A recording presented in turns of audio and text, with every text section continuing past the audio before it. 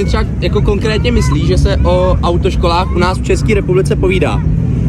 Tak to je tak jako různý, ale tak samozřejmě jsou tady instruktoři, kteří jsou nějakým způsobem agresivnější, asi trochu víc stresujou i toho žáka, to si tak jako myslím. Máš nějaký jako konkrétní příběh, který se třeba někomu tvým jako známýmu od tebe nebo takhle jako v té autoškole přihodil? Třeba jak jsi říkal ty agresivní instruktoři nebo takhle? Určitě mám, já co jsem zrovna chodil do autoškoly, tak tam byl instruktor, ten už byl starší, bylo mu nevím, kolem 80, byl opravdu starý, teď už jsem myslím nejezdí, zrovna minulý rok už přestal jezdit, ale jeli jsme, jelikož já už jsem jako jezdil v pohodě, tak se mnou nějaký problém neměl, ale vím, že kluk, který jel se mnou, tak jsme se pak střídali a to každou co křižovatku, tak ho mlátil za něco. Ty krása, tak to je masakr.